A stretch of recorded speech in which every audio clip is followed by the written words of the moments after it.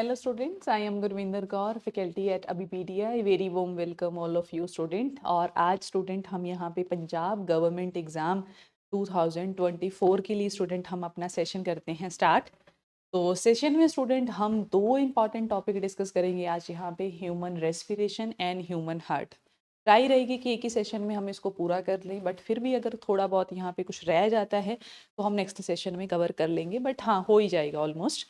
ठीक है जी, ओके। तो पंजाब गवर्नमेंट एग्ज़ाम जो हमारे 2024 के लिए हैं उसके लिए हमारा एक कंबाइंड बैच यहाँ पे स्टार्ट हो चुका है student, for all Punjab government exam के लिए, जिसमें हम Naib Tehsildar, food inspector, cooperative inspector, Punjab patwari, Punjab police constable, Punjab police SI, excise and taxation inspector, हर जितने भी एग्ज़ाम्स हैं उनके लिए कंबाइंड बैच है स्टूडेंट, आप ज्वाइन कर सकते हैं। और इसका जो प्राइस है that is only and only ₹4999। तो स्टूडेंट आप अवेल कर सकते हैं, लिंक आपको डिस्क्रिप्शन बॉक्स में मिल जाएगा। तो बात करते हैं स्टूडेंट, अच्छा ये जो टॉपिक है ये मैंने यहाँ पे इसलिए रखा है, ये हमारा पहले हो चुका है बच्चे। रेस्पिरेशन हमारा पहले से डन है, ऑलरेडी डन हो चुका है ये वाला, ठीक है टॉपिक। तो इसको हम नहीं करेंगे रेस्पिरेशन। उस दिन हमने समझ लिया कि रेस्पिरेशन होता क्या है, लाइफ प्रोसेस का ये हमारा सेकेंड मोस्ट इंपॉर्टेंट प्रोसेस है रेस्पिरेशन।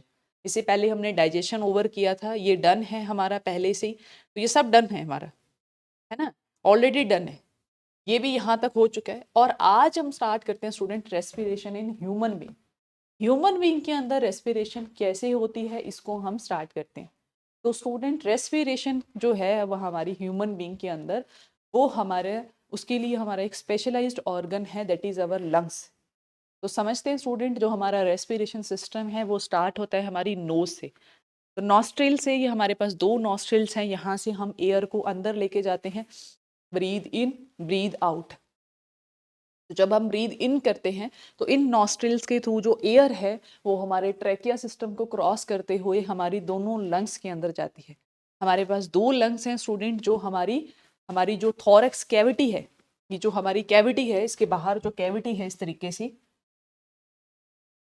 ये देखिए, ये जो हमारी कैविटी है जिसके बाहर रिब्स इस तरीके से लगी हुई हैं, ठीक है। अगर मैं इसके अंदर से लंग्स निकाल दूं तो स्टूडेंट आपके पास एक कैविटी बचती है, इसके अंदर हमारे लंग्स जो है वो फिट हैं।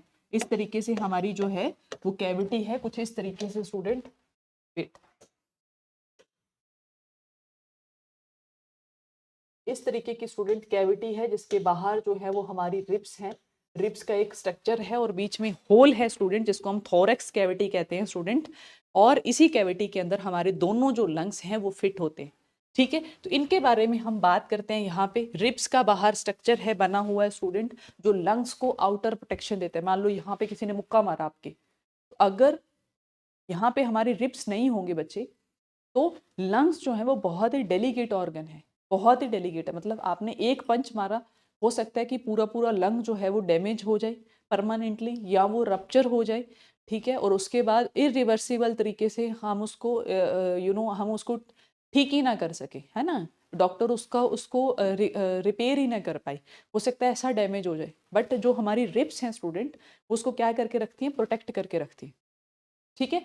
आउटर कवरेज प्रोवाइड करती हैं, बिल्कुल ऐसे जैसे हम इस टाइम पे बाहर, इस टाइम पे बहुत एक्सट्रीम कोल्ड्स है, ठीक है। और ये जो वॉल्स हैं चारों तरफ, इसने हमें प्रोटेक्ट किया हुआ है अगेंस्ट द जो बाहर आउटर जो हमारा हार्श इस टाइम पे क्लाइमेट है, ठीक है जी।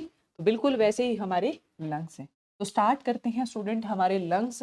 और जो हमारी सबसे पहले जो आती है that is our nasal nostrils, ठीक है। नॉस्ट्रिल्स हमारी दो नॉस्ट्रिल्स हैं स्टूडेंट, जहाँ से एयर अंदर जाती है। फिर आता है हमारी नेजल कैविटी। ये जो हमारी नेजल की कैविटी है, ये जो इतना हमारा लंबा सारा नाक होता है, ठीक है, तीखा सा नाक होता है, इसको हम बोलते हैं नेजल कैविटी। फिर हमारा फेरिक्स, ये हमने हमारे डाइजेस्टिव सिस्टम में भी पढ़ा था, ये जो ऊपर वाला स्ट्रक्चर है इसको बोलते हैं। फिर आता है हमारा लैरिक्स, जहाँ से हमारा साउंड बॉक्स भी कहते हैं इसी को, जिससे साउंड प्रोड्यूस होती है ना। क्या आप ऐसे मुंह बंद करके बोल सकते हैं? नहीं, राइट। तो यहाँ पे जो है वो हमारा साउंड बॉक्स है, ठीक है, लैरिक्स। फिर आता है हमारा ट्रैकिया सिस्टम। ट्रैकिया सिस्टम क्या है, हमारा विंड पाइप है, हमारी विंड पाइप। आपको भी पता है, आगे वाली साइड हमारी विंड पाइप है और इसके पीछे वाली साइड हमारी कौन सी है, फूड पाइप। और इसके ऊपर क्या है, ऊपर बिल्कुल एक लिड लगी हुई है जो ब्रीदिंग जिस टाइम पे हम करते हैं तब वो खुली रहती है, जब हम खाना खाते हैं तो उसके ऊपर, जैसे ये दो पाइप है स्टूडेंट, ये एक पाइप है, ये एक पाइप, ऐसे इमेजिन कीजिए, एक पाइप यहाँ पे। तो जब ये वाली पाइप खुलती है, मतलब कि फूड पाइप हमारी पीछे वाली साइड है, हमारी जो हमारी जो हमारा यहाँ वाला जो हमारे, ये हमारी विंड पाइप है, ये हमारी फूड पाइप है। जब खाना फूड पाइप के अंदर जाना होता है तो वो लिड इस तरीके से बंद हो जाती है, सो दैट खाना जो है विंड पाइप में ना जाए और खाना डायरेक्टली जो है वो हमारी फूड पाइप के अंदर चला जाता है। बट जब हम खाना नहीं खा रहे होते, उस टाइम पे क्या रहता है, हमारी जो विंड पाइप है वो ओपन रहती है इस तरीके से, उसके ऊपर लिड ऐसे वो नहीं होता, क्योंकि अगर लिड लगा रहेगा तो आप बोलोगे कैसे, है ना। तो वो जो लिड है आपकी वो बंद रहती है इस तरीके से, ठीक है, ड्यूरिंग योर, जब आप खाना खा रहे होते, इनटेक कर रहे होते हो। बट जब आप खाना नहीं खा रहे होते हो तो ओपन रहती है, सो दैट विंड जो है वो क्रॉस करती रहे वहां पे, ठीक है, ओके। तो फिर हम आते हैं हमारे ब्रोंकाई, ये जो है this is we called bronchi, ठीक है, this is we called bronchi. ये जो आगे जाके दो ब्रांचेस में हमारा जो ट्रैकिया है वो डिवाइड हो जाता है। फिर आता है हमारा ब्रोंक्यूल्स, जो आगे जाके, जैसे ये, सॉरी कैसे बना, हाँ यहाँ पे बना, ये हमारा ट्रैक सिस्टम है, ये दो पार्ट्स में डिवाइड हो गया और आगे जाके फिर से ये ब्रांचेस में डिवाइड होगा बच्चे। इसी को हम क्या कहते हैं, ब्रोंक्यूल्स।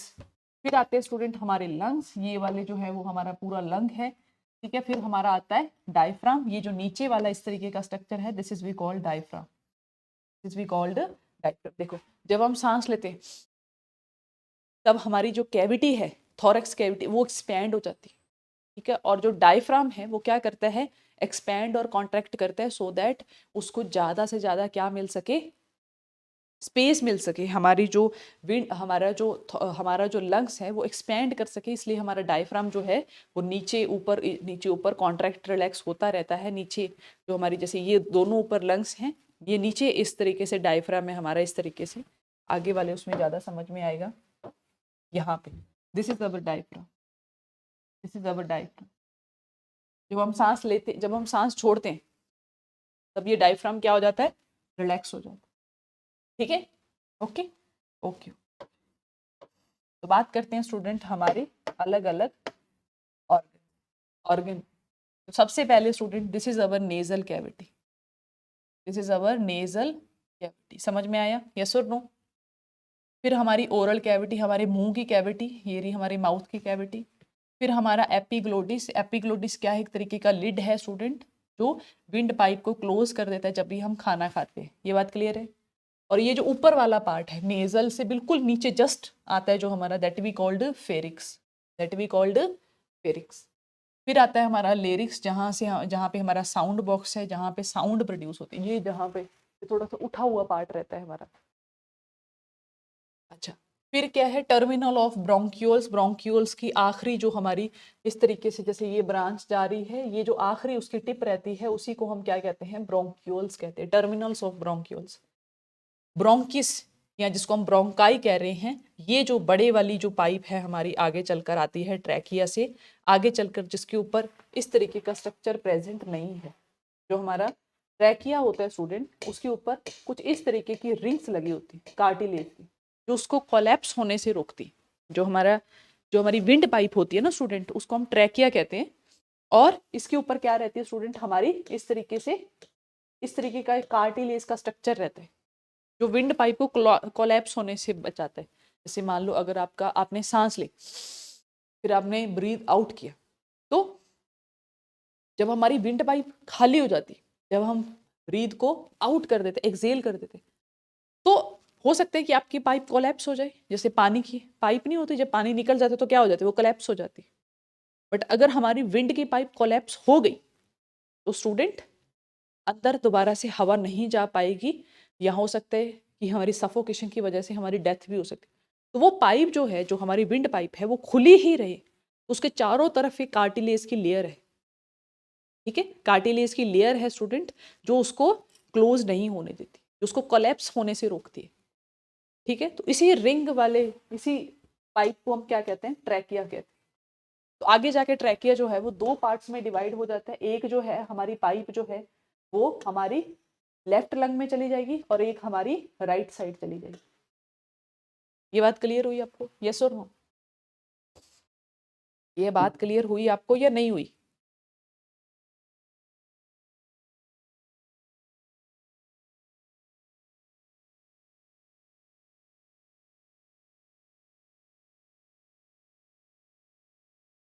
ठीक है जी, ओके, ठीक है जी।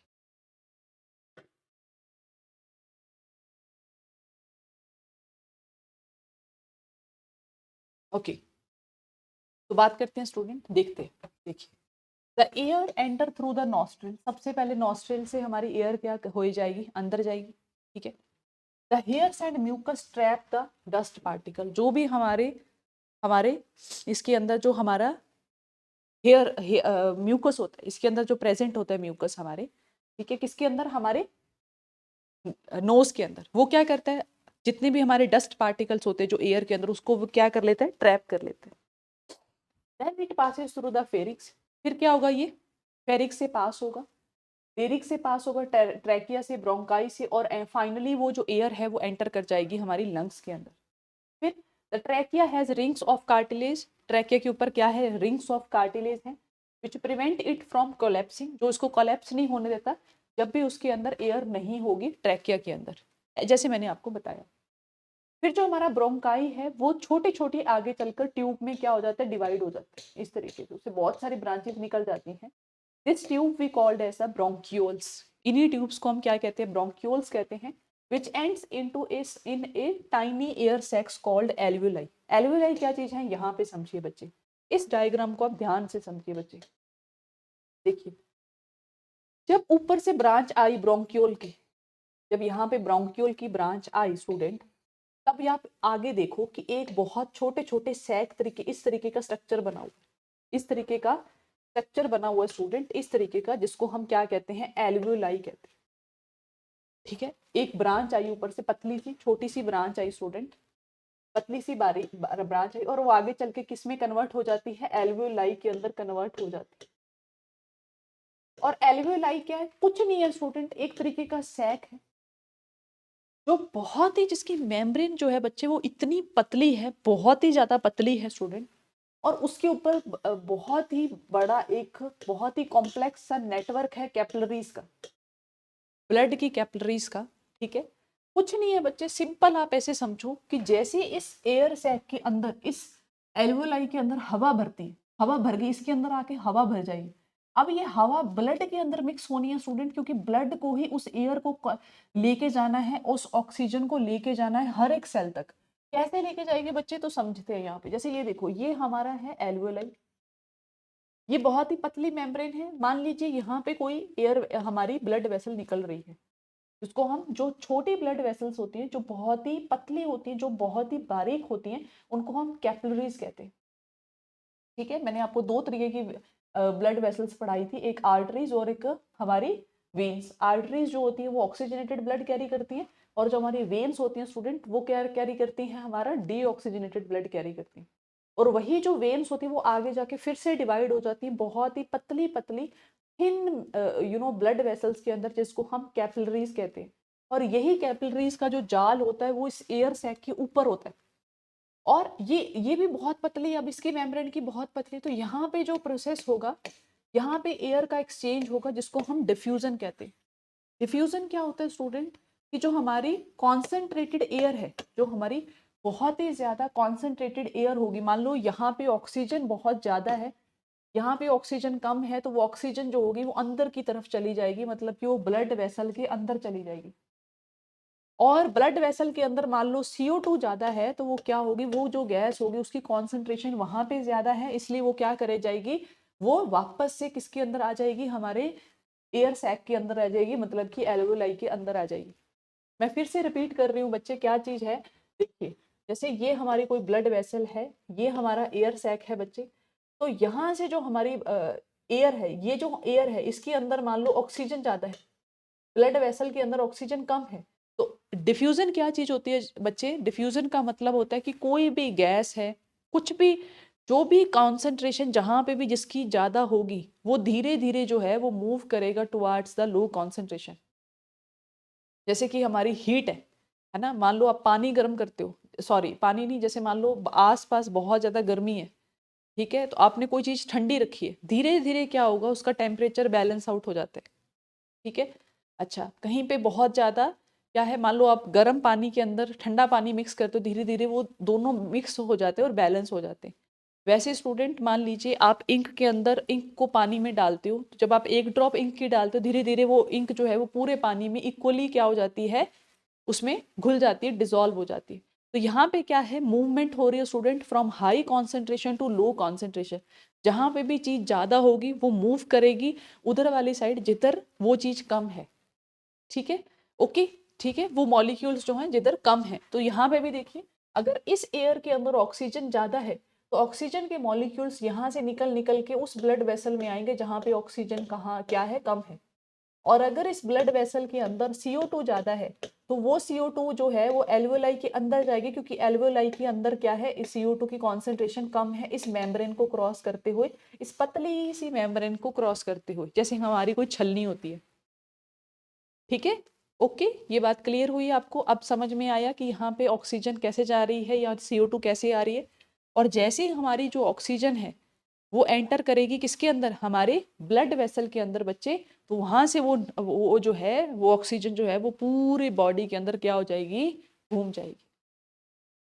और वापस से हमारा जो ब्लड है वो सारी CO2 को लाके लंग्स को देगा, और लंग्स में एल्वेओलाई फिर से जो है वो क्या करेंगे, यहाँ पे तो हमारा CO2 होगा वो वापस से इस एल्वेओलाई को दे देगी, और उसी एल्वेओलाई के थ्रू उसी ब्रोंक्यूल को क्रॉस करते हुए स्ट्रैकिया में आके माउथ के थ्रू क्या हो जाएगी, CO2 बॉडी से बाहर हो जाएगी।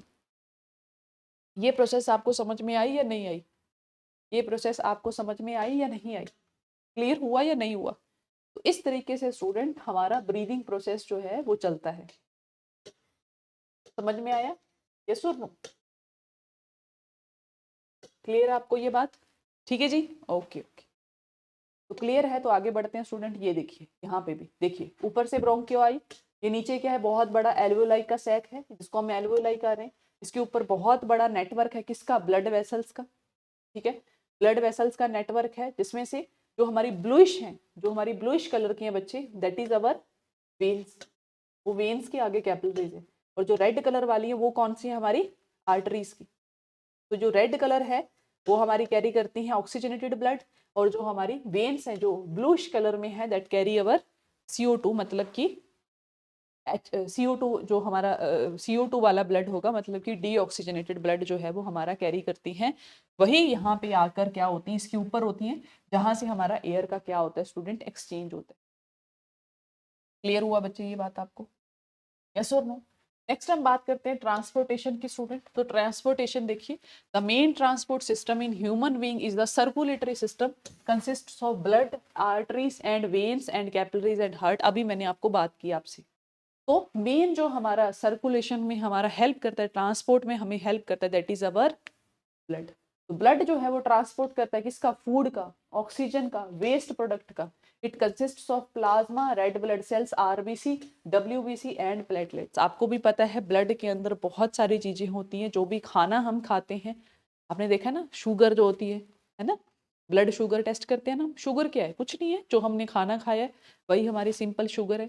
अमाइनो एसिड्स, प्रोटीन, उसी के अंदर हमारी RBC होती है। RBC सेल्स वो हैं जो ऑक्सीजन को कैरी करके लेके जाती हैं, है ना, ऑक्सीजन को कैरी करके लेके जाती हैं। सारा ब्लड ऑक्सीजन नहीं कैरी करता, उसके अंदर पर्टिकुलर सेल है हमारी RBC जो क्या करेगी, कैरी करेगी उसको। WBC जो हमारी वाइट ब्लड सेल्स है, जो हमारे इम्यून सिस्टम का पार्ट है हमारी बॉडी के अंदर। मान लो कोई इन्फेक्शन हो गया ब्लड के अंदर, जब वो इन्फेक्शन आएगा तो WBC सेल्स जो है वो फटाफट उस इन्फेक्शन को क्या कर देंगी, किल कर देंगी।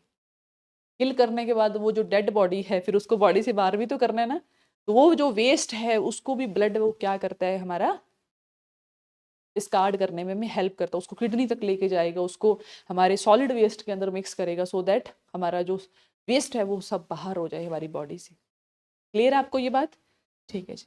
नेक्स्ट है प्लाज्मा, जो है वो ट्रांसपोर्ट करता है फूड, वाटर, कार्बन डाइऑक्साइड और हमारा नाइट्रोजनस वेस्ट, जितना भी हमारा हम जो यूरिन पास करते हैं।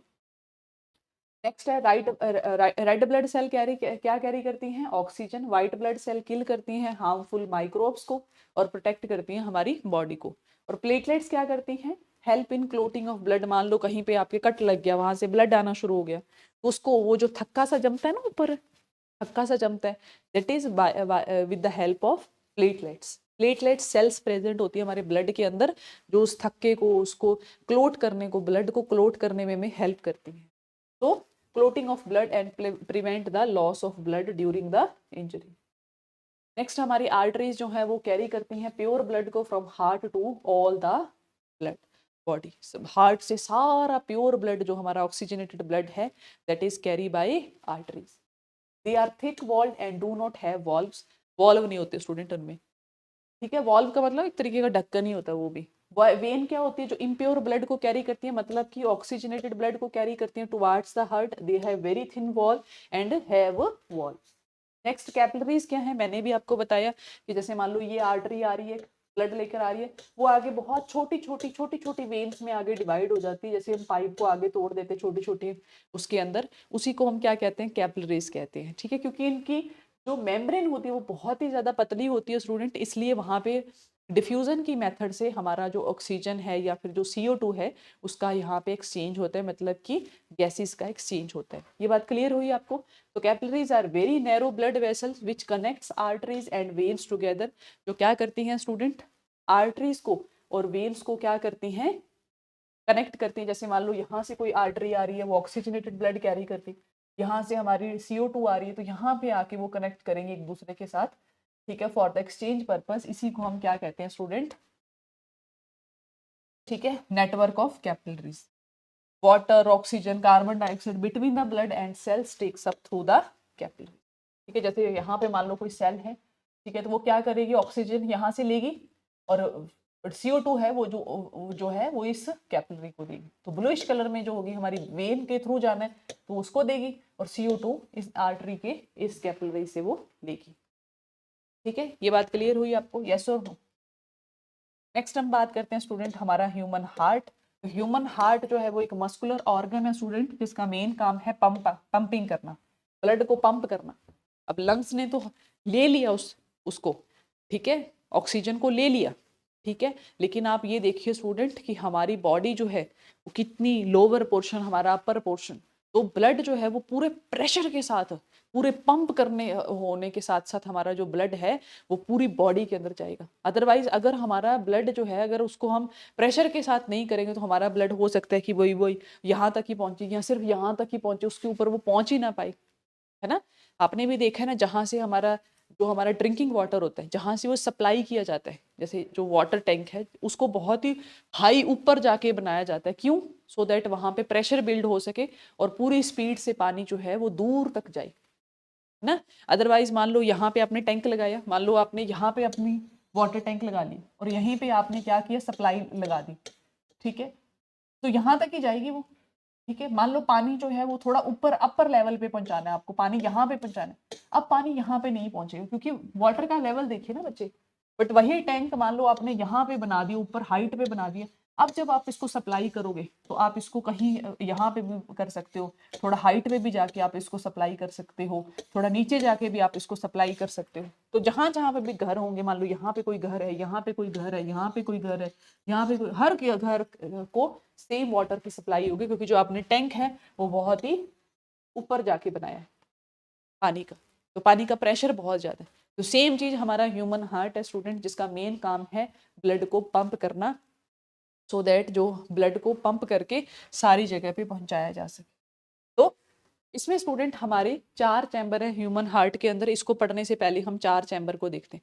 4 चैम्बर होते हैं student, left atrium, this is our left atrium, this is our left ventricle, this is our right atrium and this is our right ventricle। 4 chamber होते हैं हमारे ह्यूमन हार्ट के अंदर इस तरीके से, लेफ्ट आर्ट्रियम, लेफ्ट वेंट्रिकल, हमारा right ventricle and this is our right atrium. 4 chamber है, प्लीज आप याद रखना इस चीज को, ठीक है जी। अब देखा आपने, अब क्या है स्टूडेंट, यहाँ पे देखिए जो हमारी पल्मोनरी वेन है स्टूडेंट, यहाँ पे कॉन्सेप्ट उल्टा है स्टूडेंट आर्टरी और वेन का। यहाँ पे जो हमारी पल्मोनरी वेन है स्टूडेंट, वो ऑक्सीजनेटेड ब्लड लेकर आएगी, क्या लेकर आएगी, ऑक्सीजनेटेड ब्लड लेकर आएगी हमारे राइट आर्ट्रियम में। राइट आर्ट्रियम से जो ब्लड है वो आएगा हमारे लेफ्ट वेंट्रिकल के अंदर, लेफ्ट वेंट्रिकल से जो हमारा ब्लड है स्टूडेंट वो हमारे एरोटा के थ्रू पूरी बॉडी के अंदर आर्टरीज के थ्रू सारी बॉडी के अंदर चला जाएगा। ये बात क्लियर हुई। लेफ्ट आर्टरी में ब्लड आया, वहां से लेफ्ट वेंट्रिकल में आया, यहाँ से हार्ट ने एकदम से पंप किया, से कॉन्ट्रैक्ट किया, ब्लड जो है एयोटा के थ्रू इस पाइपलाइन जो पीछे से जा रही है एयोटा के थ्रू पूरी बॉडी में ब्लड जो है वो सर्कुलेट करके। ये बात क्लियर हुई आपको। अब जो है ब्लड ऑक्सीजन यूज होगी, उसके अंदर CO2 आ गई। CO2 जो है वो राइट आर्ट्रियम के अंदर एंटर करेगी, राइट आर्ट्रियम के अंदर वो एंटर करेगी बच्चे। और इसमें भी हमारी दो चीजें हैं स्टूडेंट, जो हमारा वीना कावा है, वीना कावा जिसको हम इंफीरियर वीना कावा भी कहते हैं, ये जो है वो लोअर बॉडी से मतलब कि नीचे वाली बॉडी से डीऑक्सीजनेटेड ब्लड लेकर आएगा हमारा राइट आर्ट्रियम के अंदर। कहाँ पे लेकर आएगा? राइट आर्ट्रियम के अंदर हमारा डीऑक्सीजनेटेड ब्लड जो है वो एंटर करेगा इसके अंदर। और ऊपर से हमारा वीना कावा फ्रॉम द अपर बॉडी, जिसको हम सुपीरियर वीना कावा भी कहते हैं, ये जो है वो ब्लड को ऊपर से हमारे हेड की तरफ से नीचे की तरफ लेकर आएगा डीऑक्सीजनेटेड ब्लड इसके अंदर। यहां से ये जाएगा हमारे राइट वेंट्रिकल के अंदर, और राइट वेंट्रिकल के अंदर इस पाइप के थ्रू होते हुए, किसके थ्रू? पल्मोनरी आर्टरी के होते हुए कहाँ पे चला जाएगा? लंग्स के अंदर चला जाएगा। एक बार वापस से मैं साइड हो जाती हूँ स्टूडेंट, आप समझ लीजिए कि लेफ्ट आर्ट्रियम के अंदर ब्लड आया, वहां से वो लेफ्ट वेंट्रिकल में गया, लेफ्ट वेंट्रिकल से होता है अयोटा के थ्रू वो पूरी बॉडी में सर्कुलेट करेगा। वहां से वो डीऑक्सीजनेटेड ब्लड जो CO2 वाला ब्लड है वो सुपीरियर वीना कावा जो हमारा अपर बॉडी से आ रहा है वो राइट आर्ट्रियम में आएगा, और जो हमारा लोअर बॉडी का है वो भी हमारा राइट आर्ट्रियम में आएगा। यहाँ से CO2 जो है, जो हमारा CO2 है वो राइट वेंट्रिकल में आएगा, और राइट वेंट्रिकल से होता हुआ वो पल्मोनरी आर्टरी के थ्रू लंग्स में वापस चला जाएगा, और लंग्स से वो हम उसको ब्रीद आउट कर देंगे, बाहर कर देंगे, जिसके अंदर क्या है? CO2 है हमारा। क्लियर आपको ये बात? यस और नो? तो यहाँ पे वापस से मैंने ह्यूमन हार्ट का यहाँ पे स्ट्रक्चर दे रखे, 4 वाल्व प्रेजेंट होते हैं ह्यूमन हार्ट के अंदर। मिटरनल वॉल्व, ठीक है, हमारा एओर्टिक वॉल्व, ठीक है, ट्राइकैस्पिड वॉल्व और पल्मोनरी वॉल्व, 4 वॉल्व होते हैं हमारे हार्ट के अंदर, जो ब्लड को वापस से उसके अंदर नहीं आने देते, वो बार बार ऐसे ऐसे करके बंद क्लोज ओपन क्लोज होता रहता है। ठीक है, यहाँ पे देखिए जब ब्लड को नीचे आना है, जब वो नीचे आ गया, ये जो हमारा मिट्रल जो वॉल है हमारा वो बंद हो जाएगा, और एओर्टिक वॉल्व खुल जाएगा, और ब्लड जो है वो ऊपर चला जाएगा एओर्टा के अंदर। जैसे ही वो ऊपर जाएगा एओर्टिक वॉल्व बंद हो जाएगा, सो दैट ब्लड जो है वो वापस से नीचे की तरफ ना आए। बिल्कुल हमारा इधर वाली साइड भी ऐसा ही होता है। ठीक है, ओके, ये बात क्लियर हुई? यस और नो? तो देखते हैं स्टूडेंट, वापस से चलते हैं। ठीक है, इट हैज 4 चैम्बर, 4 चैम्बर है हमारे student. The upper chamber called artery, और लोअर चैम्बर को हम क्या बोलते हैं? वेंट्रिकल बोलते हैं। सिंस वेंट्रिकल को ब्लड को पंप करना होता है, इसलिए इसकी जो वॉल होती है, नीचे वाली जो वॉल होती है स्टूडेंट हार्ट की, ये देखिए यहाँ पे ये जो वॉल्व है ये बहुत ही ज्यादा क्या होती है? थिक होती है। द राइट और लेफ्ट चैम्बर जो है वो सेपरेट होते हैं बाय द सेप्टम। इनके बीच में सेपरेशन है स्टूडेंट, देखिए आप यहाँ पे ये देखिए, ये बीच का देख रहे हैं सेपरेशन, यहाँ पे जो सेपरेशन है इसी को हम क्या कहते हैं? सेप्टम कहते हैं। क्लियर हुआ आपको ये बात? ठीक है, it prevents the mixing of oxygenated and deoxygenated blood, so that दोनों ब्लड मिक्स ना हो। आर्टरी और वेंट्रिकल जो है दोनों के पास वॉल्व होते हैं, अपने अपने दो वॉल्व होते हैं, ये हमने देख लिया स्टूडेंट, जो ब्लड को बैकवर्ड फ्लो करने में से प्रिवेंट करते हैं। ठीक है जी, यहाँ पे देखिए, ये देखिए, ये हमारा ह्यूमन हार्ट है, ये हमारे दोनों लंग्स हैं। देखिए हार्ट से ब्लड जो है ऊपर से ऑक्सीजनेटेड ब्लड हमारे लेफ्ट हार्ट में आ रहा है, लेफ्ट साइड आ रहा है, और हमारा जो डीऑक्सीजनेटेड ब्लड है वो वापस से हमारे ह्यूमन हार्ट के अंदर आ रहा है। ठीक है, ह्यूमन हार्ट के अंदर आ रहा है और वहां से वापस से लंग्स में जा रहा है। तो this is our network for the blood circulation. तो वर्किंग देख लेते हैं स्टूडेंट। जो हमारा लेफ्ट आर्ट्रियम है वो ऑक्सीजनेटेड ब्लड कैरी करता है थ्रू पल्मोनरी वेन। ठीक है, और जब ये कॉन्ट्रैक्ट करेगा तो लेफ्ट वेंट्रिकल एक्सपैंड कर जाएगा और ब्लड इसके अंदर चला जाएगा।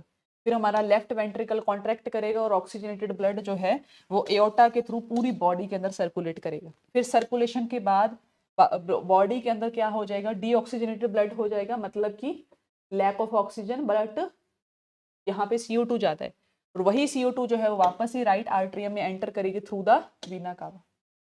फिर से हमारा राइट आर्ट्रियम कॉन्ट्रैक्ट करेगा, राइट वेंट्रिकल के अंदर जो हमारा डीऑक्सीजनेटेड ब्लड है वो आ जाएगा, यहाँ से वो पंप करेगा और पल्मोनरी आर्टरी के थ्रू वो लंग्स में चला जाएगा। तो जो लंग्स में कार्बन डाइऑक्साइड रिमूव हो जाएगी और वो आते टाइम क्या करेगा, ऑक्सीजन को कैरी कर लेगा और वापस से लेफ्ट आर्टरियम के अंदर वो आ जाएगा। तो इस तरीके से हमारी प्रोसेस जो है वो सर्कुलेट होती जाएगी, क्योंकि हमारा जो ब्लड है वो हार्ट के अंदर 2 बार सर्कल करता है, एक बार वो आता है फिर से वो वापस से आता है, ठीक है, और फिर जो वो लंग्स में जाता है, इसलिए इसको हम डबल सर्कुलेशन सिस्टम कहते हैं, क्योंकि जो ब्लड है वो एक ही टाइप का ब्लड जो है वो 2 बार सर्कल करता है हमारे हार्ट के अंदर। ये बात क्लियर हुई? ठीक है स्टूडेंट, तो इसी के साथ स्टूडेंट हमारा ये सेशन यहाँ पे होता है over. Human heart and human lungs का चैप्टर जो है, टॉपिक जो है वो हमारा यहाँ पे हो जाता है ओवर। आई होप कि आपको ये दोनों टॉपिक बहुत ही इंटरेस्टिंग तरीके से समझ में आए होंगे, ठीक है।